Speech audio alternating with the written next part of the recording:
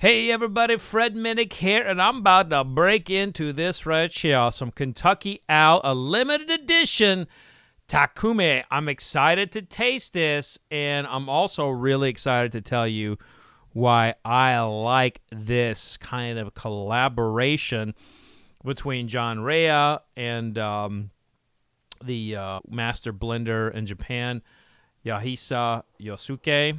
I am excited about how John, who's in the Kentucky Bourbon Hall of Fame from the Four Roses ilk, is would send samples to Japan, and they would play around blending with them. And so this is a little bit about the composite here. It is a 4, 5, 6, and 13-year Kentucky straight bourbon. So it's a limited release, $150, and I really like the way the packaging looks. And I want to say too that I think this is a great way to do a collaboration versus trying to blend in something like Japanese whiskey or even doing Japanese oaks. I like this kind of collaboration a little bit more. And you take a look at that bottle. I really do think that this is a splendid package here. And I gotta say, Stoli's had a lot of misses since they acquired Kentucky Owl. And so far, just looking on the outside, it looks like this might not be one of those. They've had troubles like overpricing. They've had some issues with getting the bottles out there and actually really matching what the price point is. $150, 5 years ago, that would be a ridiculous price point. These days, $150 is just kind of the norm. It really is sad. But that is the state of bourbon. The prices keep going up, and it is what it is. And so $150, well, that's a little bit north of what I would like to see this. It is not out of the ordinary, and it's certainly not the $1,000 bottle that they introduced not too long ago. So all that is a bunch of blah blah blah. And if you bring some whiskey to the game and it don't taste good, it don't matter. Nobody cares how expensive it is. If it sucks, it sucks. Oh, all right, nice plump cork there. Even got a little, got some ink on that cork. Says you don't see a lot of that. Most people don't brand the cork. I like that, and the foil is kind of like it's kind of an ode to. I know some people do a foil like this, but I like that little rigid foil. I like that a lot. And again, I really love the packaging. I think this is a very beautiful packaging here. And what's likely happening is Stoli is trying to tap into the Japanese whiskey market as well as the bourbon market. And I think they have done that artfully here and within the guidelines of the curmudgeon label community. I don't see anything here that would trigger a violation in my brain, which violations in my brain are many. I walk down the street and see violation. Like I say, often I have issues. But anyway, here we go. Like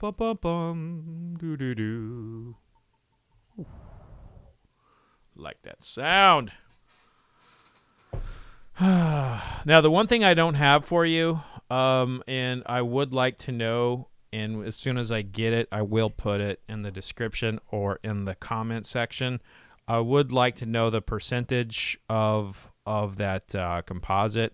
And again, that composite is a blend of Kentucky straight bourbon of 4, 5, 6, and 13 year. Is that like 95% of the 4, 5, and 6, and then just a little drop of the 13 year? I mean, I'd like to know what that is, and I didn't have that information readily available. So if I get that after this review, I will put it in the description. But just kind of looking at that color, I'm going to say that there's probably not a whole lot of 13 year in there. It's pretty light. Pretty light. On the palate, or I'm sorry, on the nose, it smells very, very oily, like corn oil. Olive oil, like it smells like vegetable oil getting cooked.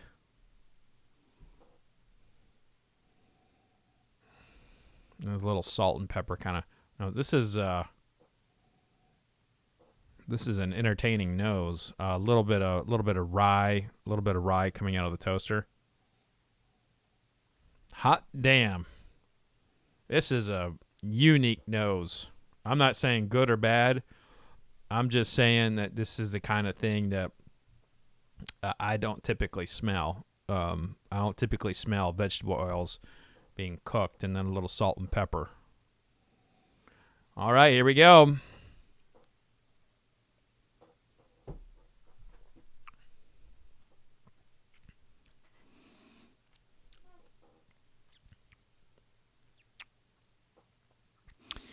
At 100 proof, it feels just right on the tongue.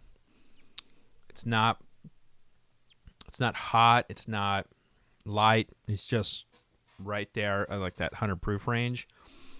This has a lot of like earthy and grainy notes at the same time, like a little bit of a sugar cane even.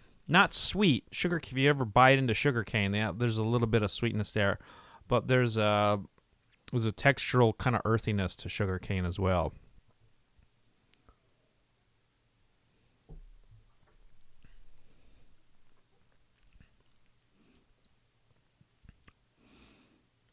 There's some sweetness here, but this is not a traditional bourbon for me. Like I feel like there's some sweetness here, but it's kind of like a little bit of honey. There's some grain, there's some corn on the cob, and frankly, I find myself wanting to taste another bourbon to compare this to make sure my nose and palate just are not completely off.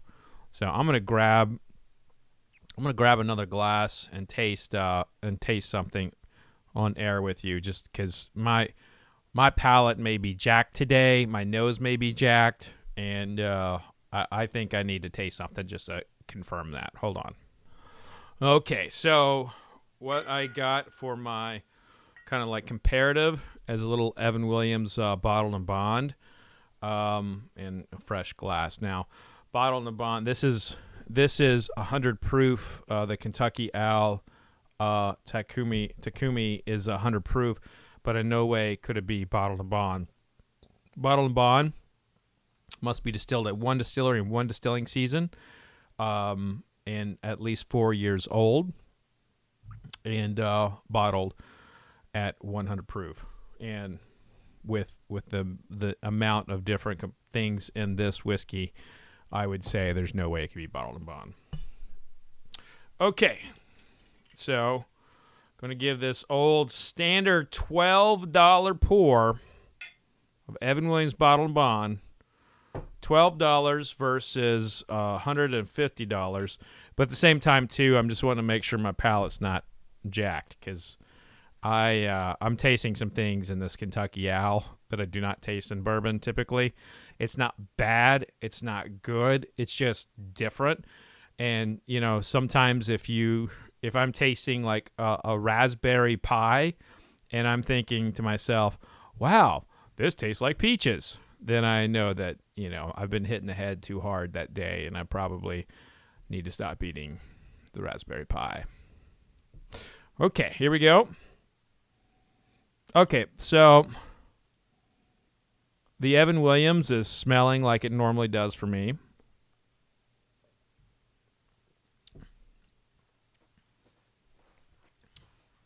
Damn, that's good. That is so good for like $12, $15. Yeah. No, I think what we have here is we just have like an incredibly exotic Kentucky bourbon in this Kentucky Owl limited edition Takumi series. This does not taste like a traditional bourbon for me.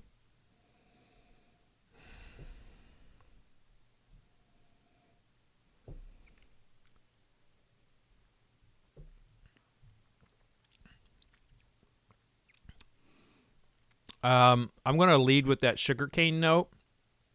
I'm going to go with some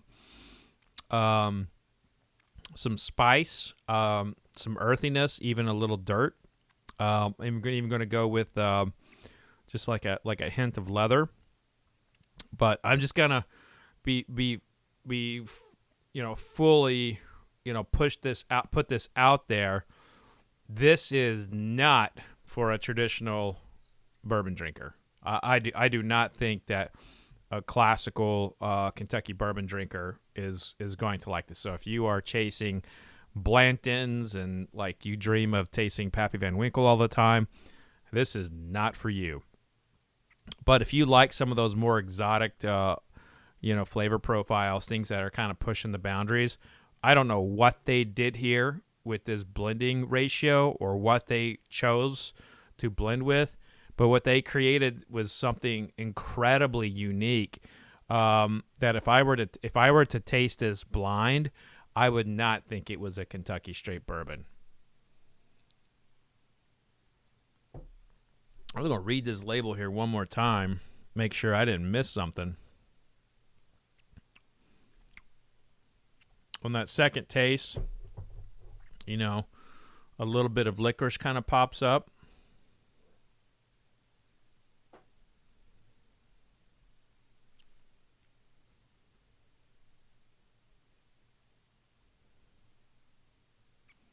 Yeah, there's nothing on the label, nothing that I can recall from the press release that would indicate that they did a barrel finish or they added a different style of whiskey other than Kentucky bourbon. But my God, is this different? And that's sometimes a good thing.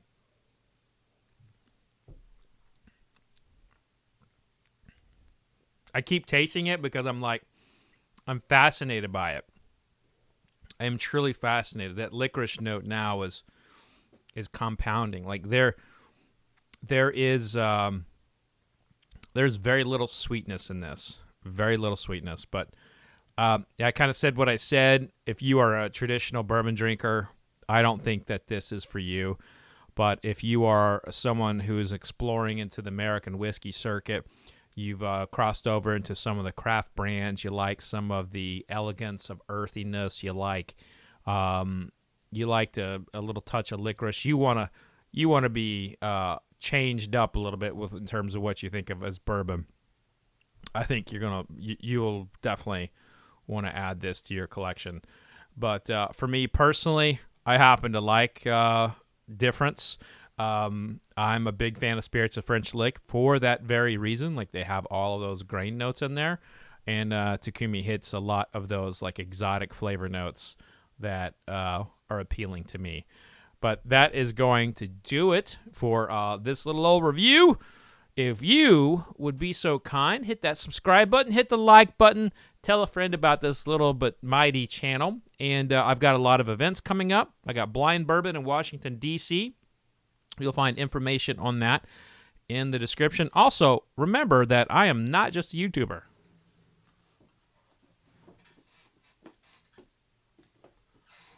Okay, that was going to be way more slick. And then when I pushed myself back, the chair turned a little bit, and my slickness went to, wow, you're fat, and you can't really go that fast.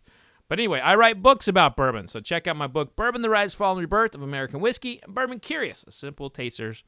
Wait, what is my title name? A tasting guide for the savvy... it used to be a simple tasting guide. A tasting guide for the savvy drinker. And yes, I did write this book. I can't even remember my own title, so what does that tell you about me? I suck. Thank you for tuning in. Everybody be safe out there. Remember, vodka sucks unless it's being used for hand sanitizer. Cheers, y'all.